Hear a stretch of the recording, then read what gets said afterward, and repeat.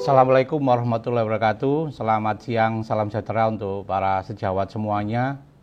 Saya Dr. Kristriyogo Sumartono pada hari ini ingin berbagi tentang musibah bagi saya sebagai seorang tim bencana. Ini adalah musibah kebencanaan di dunia kedokteran yang luar biasa. Karena itu dalam sharing saya pada kali ini adalah mengupayakan dari para rekan-rekan sejawat untuk menyiapkan diri, paling enggak menyiapkan diri apa yang bisa dilakukan, apa yang bisa diperbuat sesuai sebagai tugas seorang dokter dalam pelayanan maupun dalam kemasyarakatan. Namun juga mewaspadai bahwa penyakit atau bencana ini bisa menimpa dari para sejawat semuanya. Baik, outline yang akan saya bawakan adalah pandemik tentang COVID-19 ini, analisa risiko sebagai tugas dokter profesional. Kemudian nanti akan coba sedikit menganalisa risiko keancaman bahaya stresor yang menekan dokter. Di antaranya adalah kiriman medsos dari luar, dari dunia luar, dari negeri Cina, dari Wuhan, dari Amerika, dari Italia, di mana semuanya hampir istilahnya hampir menimpa di dunia pelayanan kedokteran. Kemudian kita tahu tugas dan profesi dokter ini menjadi ujung tombak harapan dari masyarakat dan harapan dari pemerintah. Karena itu kita merasa tertantang bagaimana melakukan inovasi atau terobosan supaya pelayanan kita tidak kendor, tetapi semangat kita tetap ada dan nilai keprofesian kita tetap menjunjung tinggi ajas kemanusiaan untuk menolong semua dari lintas apapun. Ya. Namun langkah-langkah ini harus disikapi juga dengan kehati-hatian daripada teman-teman sejawat agar bahwa korban yang selama ini yang ada di Indonesia ini, contoh sebagai ada di Indonesia, kita sudah mendapatkan musibah yang luar biasa, yaitu rekan-rekan sejawat kita ada kurang lebih 25 sejawat kita telah meninggal. Ya, ini tidak kita waspadai dan ini mungkin bisa menimpa kita semuanya. Karena itu langkah mitigasi individual ini perlu bagi seorang dokter. Baik, saya akan mulai. Jadi nanti di akhir sharing saya menyadari sikap seorang profesional ini melayani semua serta manusia, jelas. Kemudian sebagai seorang dokter mungkin dari profesi apapun, teman-teman dokter umum, teman-teman spesialis, teman-teman penunjang, ya mampu dalam kemampuan batasan yang sesuai. Jadi tidak bertindak dengan ala heroik, tidak bertindak dengan ala Superman, bahwa Anda mampu segala-galanya. Tidak. Kita sadari bahwa kita manusia biasa, cuman memang profesi kita adalah seorang dokter. Dan mungkin beberapa hal kemampuan ini bisa Anda terapkan pada beberapa teman sejawat yang lain untuk bisa sama-sama bergandengan tangan.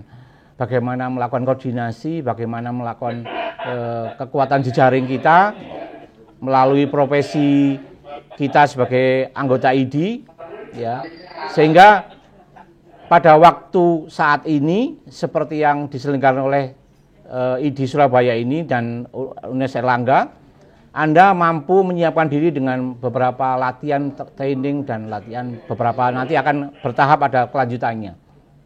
Ya, nanti mungkin lewat Dokter Musafa sebagai penyakit dalam Anda bisa melakukan MOC, ya. Anda bisa melakukan latihan-latihan yang lain supaya Anda sigap. Dan yang terakhir adalah bertindak tidak ceroboh dalam pandemik ini, yaitu mengorbankan orang lain, lingkungan, serta keluarga. Sebagai contoh, Anda karena profesi dokter terpapar positif, Anda menyembunyikan diri bahwa Anda positif. Ini harusnya tidak boleh, karena stigma positif ini sudah menghantui beberapa masyarakat kita. Dan Anda sebagai seorang dokter yang profesional, Anda harus menunjukkan bahwa Anda tidak boleh menularkan pada orang lain, Anda tidak boleh juga gegabah pada keluarganya, serta lingkungan masyarakat di tempat yang lain. Baik. Ini adalah gambaran pandemik yang pernah ditulis pada awal-awal COVID ini muncul. Ya. Ada istilah namanya pagebluk ya. Kalau di Jawa ini terkenal dengan pagebluk. Dan di sisi lain, gambar lain, Anda akan kelihatan bahwa distribusinya sudah mulai meluas. Ya. Saya ambil tanggal 28 Februari itu pada udah. Ya. Di mana posisi Indonesia pada waktu itu masih sedang sedikitnya, tapi pada awal-awal Januari Februari Cina masih begitu gentarnya, cukup drastis, korbannya cukup banyak. Ya. Ya.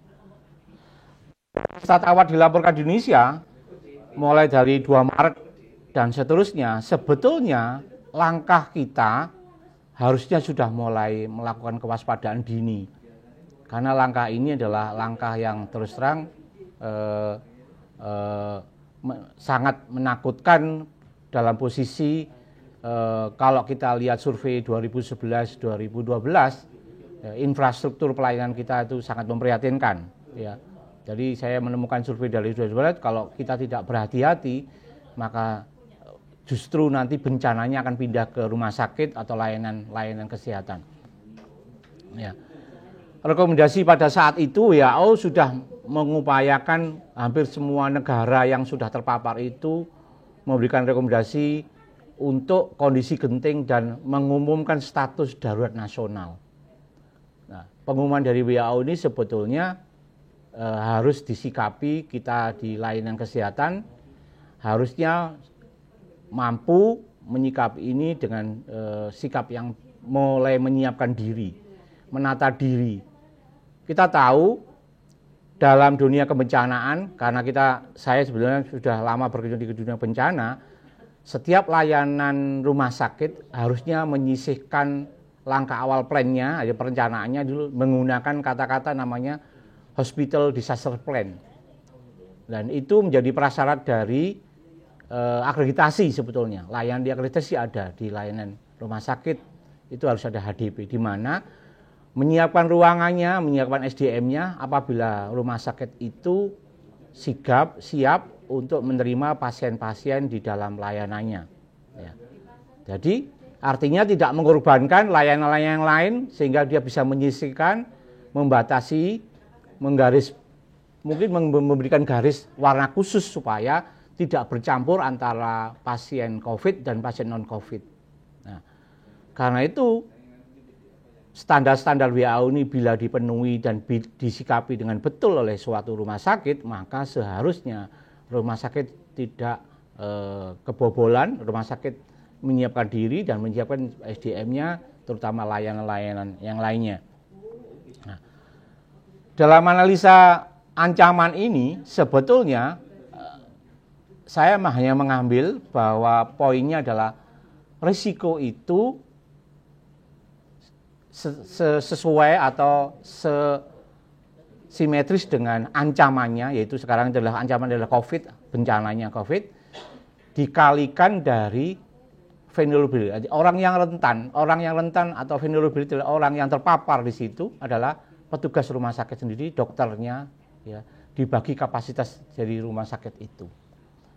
Jadi kalau kita tidak menyiapkan diri, ya, tentu saja kapasitasnya menjadi 0, maka kemungkinan kita terpapar hampir 100%, lebih daripada 100% yang akan terjadi. Nah, bagaimana dengan layanan Anda individual? Bagaimana dengan layanan primer Anda? Sama sebetulnya. Jadi kalau Anda kapasitas dalam hal ini Anda tidak melatih diri, Anda tidak menyiapkan diri, Anda cuek aja dengan isu hazard tadi, Anda termasuk akan menjadi korban dari keganasan COVID ini. Ya. Poin daripada bencana COVID ini sebetulnya bisa disikapi, ya, bisa disikapi bila kita mampu upaya supaya hazard sama kerentanan ini, ancaman yang besar itu bisa kita kurangi. Namun apabila semuanya tidak mengikuti aturan, ketentuan daripada regulasi, mungkin pemerintah maupun itu, maka tentu saja risiko itu akan menimpa kita dan akhirnya kita akan menjadi ancaman tersendiri.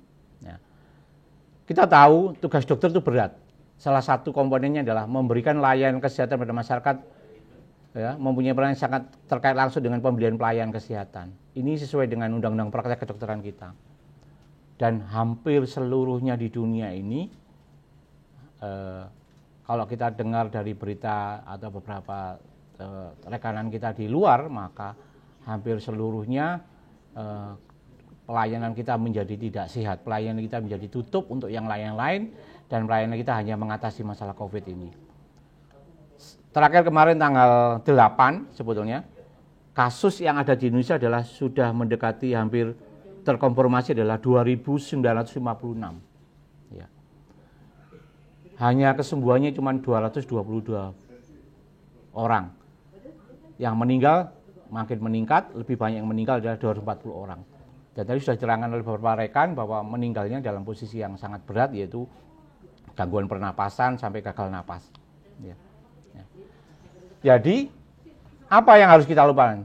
Selain tadi sudah saya kenalkan hazard mapping wilayah kerja kita masing-masing, ya, di tempat Anda sendiri, Anda juga melihat investigasi kejadian yang sudah terjadi. Ya. Kemudian Anda harus tahu gambaran umum bagaimana sikap perilaku di wilayah pelayanan Anda, misalnya sikap budaya masyarakat situ, regulasi di situ, regulasi daripada rumah sakit kita yang kita bantu di layanan itu, bagaimana menyikapi hal ini. Ya. Kemudian selanjutnya kita akan menyusun strategi bagaimana pengurangan risiko itu bisa. Dan selanjutnya kita pantau apakah semakin menurun, evaluasinya bagaimana, atau semakin meningkat. Dan jika Anda mampu melakukan progres lebih lanjut, Anda harus mampu melakukan jejaring, konsultasi, jejaring koordinasi supaya layanan Anda tidak tertimpa musibah bencana. Ya. Ini kita tahu hazard mapping kita. Ini adalah Jawa Timur. Kita tahu wilayah merah. Surabaya ini termasuk wilayah merah, ya kan? Kemudian beberapa wilayah masih kuning, ya. Tetapi Anda harus menyikapi bahwa kuning ini bukan berarti kita teledor, wah sudah tidak melakukan apa-apa, tapi justru Anda harus bersiap-siap. Karena teman-teman Anda yang berada di ujung tombak pertama kali, yang melakukan pelayanan primer, Anda akan dikonsuli pertama kali. Kalau Anda tidak waspada, Anda akan menjadi korban dengan sendirinya. Kita tahu bahwa gejalanya bagaimana sudah tahu, potensinya sudah mana. Tapi Anda kalau menganggap remeh dengan gejala-gejala yang, ini mirip dengan influenza biasa, Anda tidak waspada, maka pada kasus yang berat, nanti akan diterangkan oleh teman-teman yang lain tentang pemberatannya bagaimana, mungkin gagal napasnya bagaimana, Anda akan masuk dalam posisi yang sangat susah. Ya. Dan biayanya menjadi lebih mahal, tindakan supportnya menjadi lebih banyak, dan itu pun istilahnya efek untuk kesembuhannya pun menjadi kecil. Ya. Penyebab-penyebab hazard ini yang Anda harus sikapi, Anda harus lakukan perilaku dengan betul supaya Anda tidak gegabah dalam hal mengenal coronavirus ini. Ya. Ini adalah sumber media yang Anda harus Anda perhatikan betul. Ya. Mereka bisa bertahan di mana-mana, ya, bisa di baju, bisa di gelas, ya, bisa di paper, bisa di plastik, bisa di aluminium, bahkan bisa di tempat-tempat Anda. Anda yakin Anda sudah menggunakan proteksi, yaitu alat proteksi diri APD dengan betul, ya. Tetapi pada waktu APD itu Anda bawa keluar, Anda pamerkan, Anda mungkin tak selfie dulu keluar aja foto, ya kan? Nah, ternyata menempel pada tempat-tempat yang Anda tidak ketahui, ini menjadi sumber malapetaka yang luar biasa. Jadi perhatikan betul bahwa ini Anda harus kenal. Ya, karena itu budaya sering cuci tangan dengan bersih, dengan pakai sabun itu adalah betul. Dan sekarang harus semakin sering karena pola tingkah perilaku kita, mungkin budaya kita yang sering menempel-nempel pada hal-hal tertentu itu harus Anda perhatikan betul. Ya. Inilah pesan dari teman-teman ID pada waktu kemarin sharing di webinar di Jakarta. Ya. Anda mungkin lupa dengan laptop Anda lupa dengan handphone Anda, ya. Anda lupa dengan beberapa kunci mobil mungkin, ya. Hati-hati. Ya, seorang dokter kadang-kadang lupa dengan stetoskopnya juga, kadang-kadang menempel pada pasien-pasien yang infeksius, kemudian dibawa keluar karena otomatis dimasukkan di dalam leher, ya, kemudian dibawa keluar dan akhirnya menulari tempat-tempat yang lain. Ya. Nah, bagaimana dengan investigasi kejadian yang sudah terjadi? Ini terakhir, ya, tanggal kemarin, ya, kita tahu bahwa di Indonesia ini, ya, sudah hampir 32 provinsi, ya. Hanya 2 provinsi yang mungkin masih belum terpapar COVID. Saya tidak tahu persis ini adalah angka dari Satgas, ya.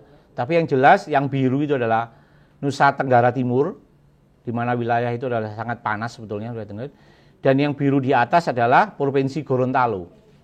Ya, Provinsi Gorontalo. Jadi artinya bahwa ada 2 provinsi belum terpapar.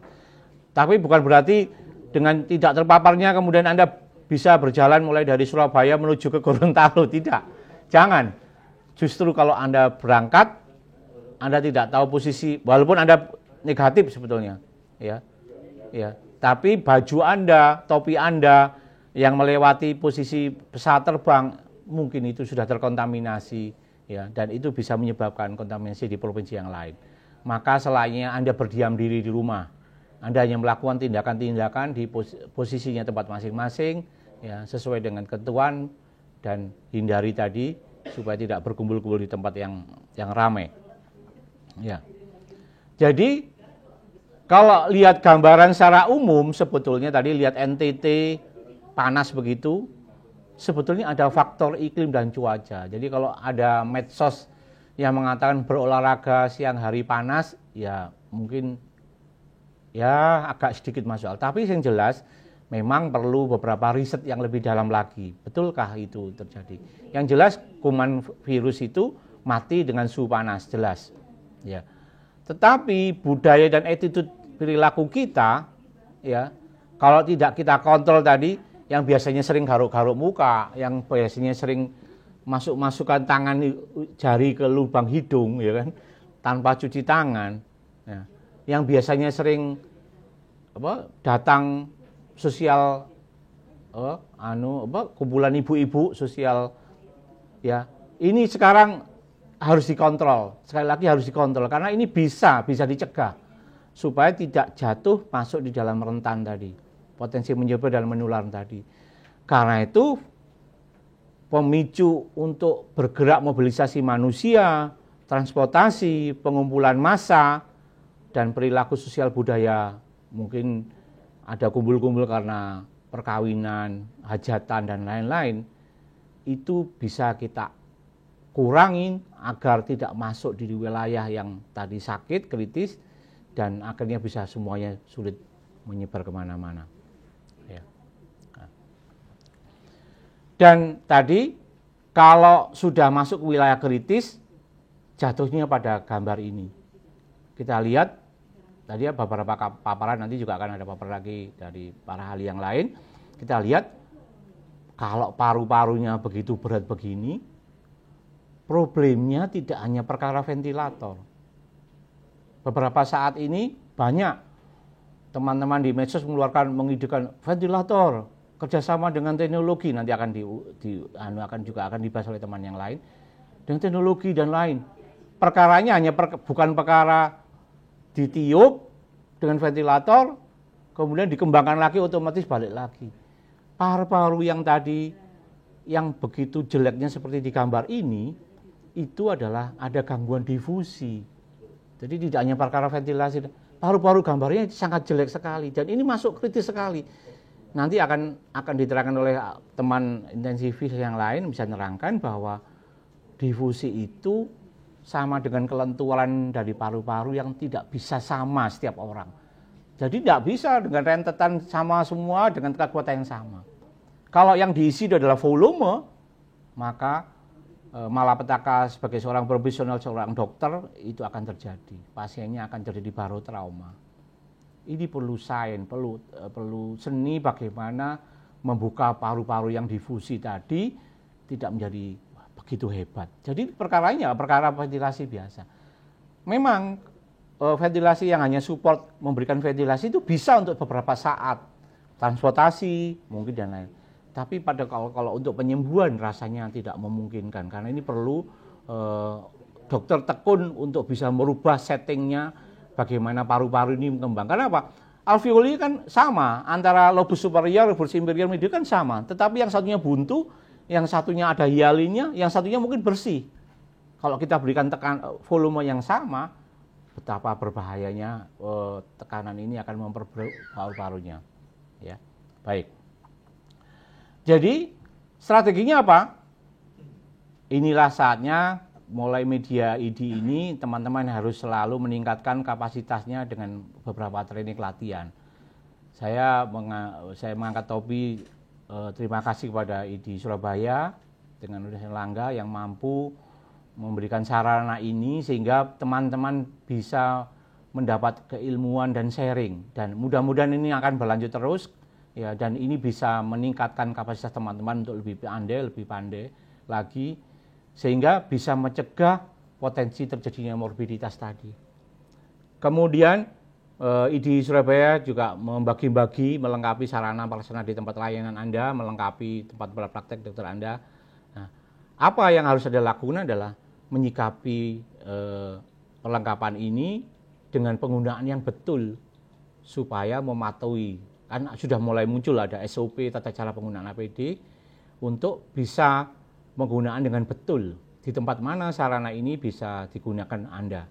Tetapi pesan saya adalah jangan lupa mencegah supaya APD ini ditaruh sembarangan, mencegah supaya APD ini tidak Anda gunakan sembarangan tadi, ya kan? Tidak menggunakan sembarangan untuk dikuat di luar kegiatan Anda. Misalnya APD digunakan terus setelah praktek digunakan di mobil, kemudian dibawa pulang, ya kan? Ditaruh di garasi, digunakan oleh pembantu rumah tangga di rumah Anda, maka semuanya jadi menyebar kemana-mana. Ya. Kemudian menjaga kebersihan, jadi Anda harus mulai mengaktifkan diri, mungkin yang dulu lupa, kalau dari praktek Anda tidak membersihkan diri, maka saat ini sudah waktunya dari praktek, dari layanan, Anda harus mandi, ya kan? Kemudian Anda mandi menggunakan baju yang baru, tidak menggunakan baju praktek di luar rumah, dan di rumah pun mandi lagi menggunakan baju rumah. Jadi kita harus menggunakan kebersihan diri ini menjadi budaya teman-teman sejawat supaya tidak menggunakan sembarang baju peralatan kita yang digunakan di layanan menuju ke tempat rumah. Ya. Ya. Ini adalah contoh penggunaan sembarangan tempat. Lihat, ya. Bayangkan, kalau kita lupa, menempel di dinding ini atau kita menggunakan sajadah teman sejawat ini, maka terus terang, ya. Bayangkan yang di tengah ini gambarnya. Betapa takutnya orang, ya, ada sejawat menggunakan APD seperti ini, yang lainnya ini maunya bagaimana, kita tidak tahu, ya, gitu. Ya, ini adalah contoh bahwa penggunaan APD di sembarangan tempat. Sebetulnya APD ada protokolnya penggunaannya, ada protokol bagaimana cara memasangnya, ada protokolnya bagaimana melepaskannya. Ya, jadi tidak justru mengumbar ke semua tempat. Ya. Jadi tenaga kesehatan diperlukan dalam hal ini untuk tetap melayani semua kegiatan. Para dokter, para perawat, para analis menyiapkan diri untuk melatih bagaimana PPI, bagaimana PPE supaya Anda semuanya tidak justru menjadi sumber malapetaka paling tidak di lingkungan keluarga Anda atau di sejawat Anda atau di lingkungan masyarakat Anda. Ya. Inilah protokol yang harus Anda lakukan sesuai dengan kemarin waktu webinar di Jakarta dengan ID, adalah tenaga kesehatan akan melakukan screening suspek memenuhi kriteria di layanan-layanan primer, kemudian nanti Anda akan diantar ke rujukan, kemudian dirujuk, dan nanti akan diperiksakan spesimen ke badan pengembang litbang atau beberapa center yang ditunjuk, sebenarnya di Rumah Sakit Airlangga dan beberapa layanan yang bisa melakukan pemeriksaan spesimen. Ini adalah alur yang Anda bisa nanti catat, puskesmas maupun klinik. Anda termasuk terpapar dalam ODP PDP, dan Anda bisa masuk dalam rumah sakit rujukan infeksi emerging yang ditentukan oleh pemerintah, dan tentu saja nanti mereka akan memasukkan dalam poliklinik dan IGD. Nah, sekarang yang rumah sakit rujukan ini tantangannya adalah apakah di rumah sakit ini menyiapkan IGD maupun polikliniknya sesuai dengan standar HDP-nya. Kalau tidak, maka malapetakannya justru pindah ke rumah sakitnya. Jadi kalau rumah sakit tidak menyiapkan alur poliklinik dan IGD-nya, maka tentu saja menjadi sumber penularan juga di rumah sakit itu. Ya. Sekali lagi saya hanya sharing bagaimana manage kebencanaan COVID ini, dan sesuai dengan kebencanaan di Indonesia, memang salah satu bencana di Indonesia adalah wabah endemik penyakit menular, dan COVID ini justru sekarang menjadi musibah kita, menjadi tantangan kita, dan banyak pembelajaran yang bisa kita lakukan. Ya. Kalau kita tahu dan kita bisa mengatur, memanage paling tidak individual kita masing-masing profesi dokter, Anda bisa melakukan penerapan strategi untuk melakukan mitigasi preparedness ini untuk pribadi pelayan Anda sendiri. Ya. Yang lain, banyak naskah-naskah yang sudah beredar di medsos, Anda bisa lakukan, dan yang terakhir adalah ini adalah petunjuk teknis alat pelindung diri yang kemarin beredar adalah slide-nya, tapi sekarang sudah ada buku petunjuknya, Anda bisa browsing nanti. Kalau misalnya tidak ada, Anda bisa berhubungan kami di ID, kami akan menyiapkan, mungkin bisa di-download nanti di teman-teman ID. Nah, sekali lagi, sebetulnya yang kita takutkan pada saat ini adalah kalau kita tidak mengatur saat ini dari tempat-tempat Anda, dari individual Anda, dari pelayanan Anda, maka problem yang terbesar nantinya adalah kita akan kehabisan tenaga dan resource kita makan habis. Ya. Ya.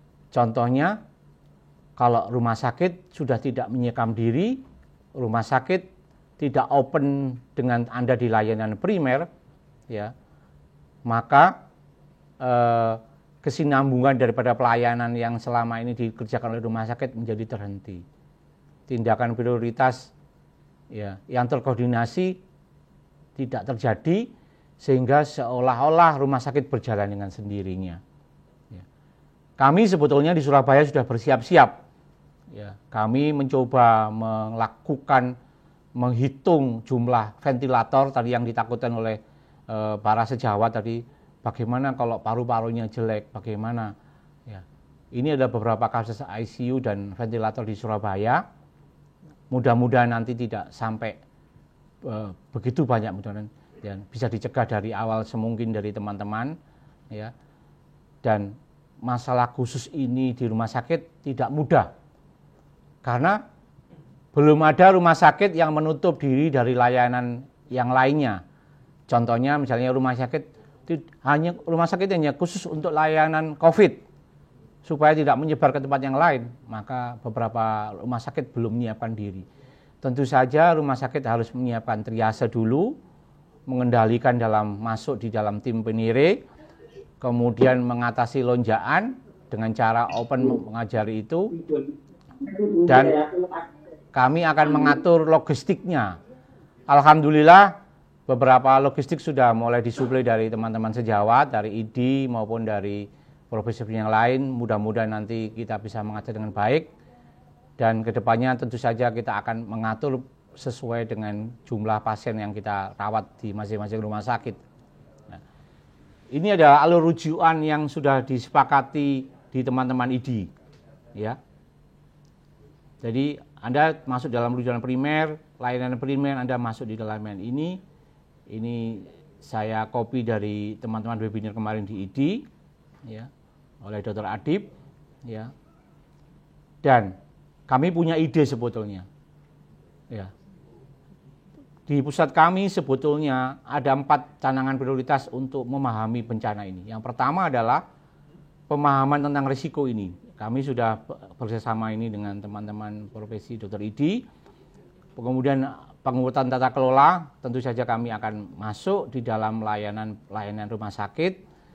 Dan ini menantang dari stakeholder Satgas, ya. Nantinya kita akan ajukan untuk meningkatkan ketangguhan dengan mengajukan masyarakat ini mengerti betul bagaimana proses terjadinya penyakit ini supaya tidak menular pada orang lain. Saya kira itu sharing saya, mudah-mudahan nanti bisa bermanfaat. Lebih dan kurangnya ada kesempatan untuk diskusi ya, berapa menit? 10 menit, silakan monggo. Silakan Dr. Niko. Ya, mau nanya. Ya, silakan. Kalau misal ada kasus di tempat kami langsung rujuk ke UNER atau melalui puskesmas dahulu ya? Terima kasih.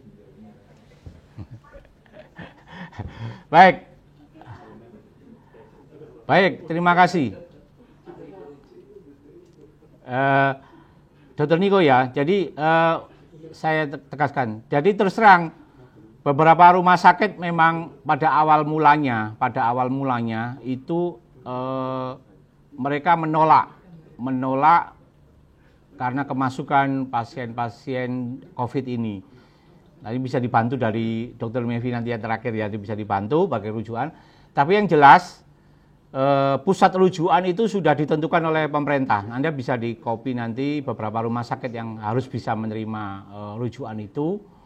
Nah, kalau kita biarkan kita rawat, misalnya memang kewaspadaan Anda sudah betul, jadi Dr. Niko sudah betul, pasiennya potensi, suspek dan lain sudah betul, kemudian Anda lepas, ya, dan ini tidak diterima dari suatu rumah sakit, maka ini akan mencemari, akan menularkan ke tempat-tempat yang lain. Jadi betul Anda harus mengirimkan kepada pusat layanan yang bisa ada perawatannya. Nah, tentu saja belum tentu rumah sakit UNER. Kalau kita semua ke rumah sakit UNER, maka seperti yang saya terangkan pada gambar yang terakhir tadi, pandemiknya, bencananya tidak ke Surabaya, tapi justru ke rumah sakit UNER, karena tenaganya akan habis, hanya semua mengumpul di sana. Nah, karena itu koordinasi tadi antar rumah sakit, stakeholder tadi untuk bisa mengatur, nanti Satgas dari Surabaya mungkin akan menyalurkan pasien ini hendaknya dirawat di mana. Idealnya pasien itu dirawat di dekat tempat Anda layani, di puskesmas Anda layani. Jadi contohnya Suwandi sekarang sudah buka, ya. Rumah sakit Suwandi Kota Maja sudah buka layanan dengan 16 tempat tidur pasien PDP biasa, ya. Isolasinya ada 4 tempat tidur, ya, dengan 4 ventilator. Jadi contohnya ada hampir 20 bisa masuk Suwandi sebetulnya. Yang dengan berat kesempat tempat. Tentu saja nanti akan ada sejarah lain yang saintifik akan menerangkan bagaimana alur layanan untuk kalau mengalami kegagalan napas. Ya, jadi itu Dr. Niko. Jadi jangan dilepas, tapi disalurkan di rumah sakit yang sudah ditentukan oleh pemerintah untuk perawatan biasa. Kami yakin beberapa rumah sakit swasta di Surabaya sudah melayani, cuman tidak berani diceritakan terlalu luas karena takut ya sumber penghasilannya yang lain tutup nanti kan begitu. Mungkin hanya diatur lagi bagaimana layanan itu tidak bercampur. Tadi kan rumah sakit harus menyiapkan, mengatur bagaimana layanan tidak bercampur. Karena belum ada di Indonesia ini yang seperti Rumah Sakit Sulantini Suroso hanya khusus COVID, itu belum ada. Kecuali Sulantini Suroso, ya. Gitu. Terima kasih Dr. Niko, ya, silakan. Ya, silakan Dr. Agung. Selamat pagi dokter. Saya mau menanyakan terkait ini fenomena COVID ini kan dalam kurvanya tiap hari itu ada naik ada turun dan tidak menentu. Dan perkiraannya itu sampai kapan sih untuk wabah COVID ini seperti yang kita ketahui kemarin Cina sempat jadi nol lagi kasusnya. Nah, saat ini kok sudah mulai meningkat lagi. Dan di data Kemenkes itu kan ditunjukkan bahwa daerah transmisi lokal itu sekarang meningkat. Yang kosong hanya 2 provinsi yang jenengan sampaikan itu. Itu yang pertama. Terus yang kedua, bagaimana di Surabaya ini tidak lebih baik difokuskan ada rumah sakit khusus untuk COVID itu sendiri. Dari data yang jenengan sampaikan tadi kan semuanya kan menunjukkan bahwa kesiapan ventilator dan semua rumah sakit itu kan hanya persentasenya tidak banyak juga gitu. Dan di sini kan kita juga tidak dapat menolak pasien yang non-COVID juga. Nah, mungkin seperti itu pertanyaannya, Dokter. Terima kasih. Baik, terima kasih Mas Agung ya. Jadi memang kalau kita lihat data perharinya dari secara nasional, maka trennya belum melandai, jadi masih mungkin kemungkinan meningkat. Kalau kadang-kadang tambahan barunya kadang-kadang turun, kadang-kadang naik, itu adalah variabel tidak terlalu ekstrim sebetulnya, kalau mendekati angkanya hampir sama. Seperti sekarang hampir tiap hari nambahnya 200, hanya mungkin puluhannya berbeda. Itu pun karena masalah pelaporan yang terlambat biasanya. Kita tahu hasil pelaporan untuk konfirmasi dipastikan hanya menggunakan PCR. Jadi secara biomolekuler itu memerlukan waktu dan paling tidak hampir 3 hari. Ya.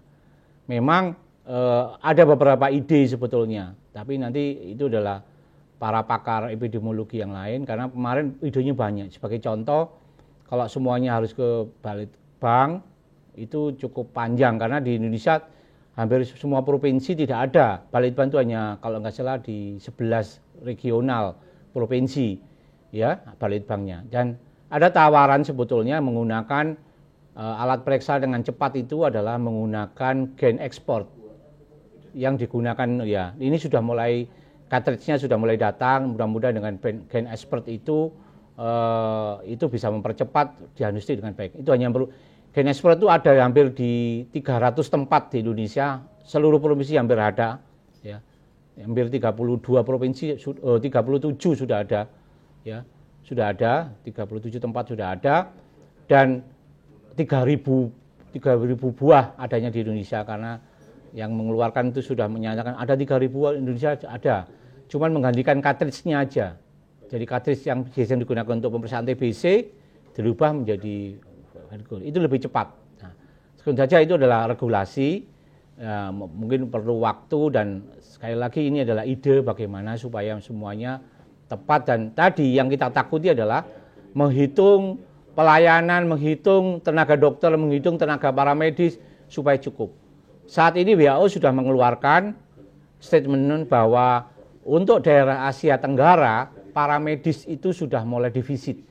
Paramedis, bukan dokter, paramedis sudah mulai defisit. Jadi sekali lagi kita harus bersiap-siap.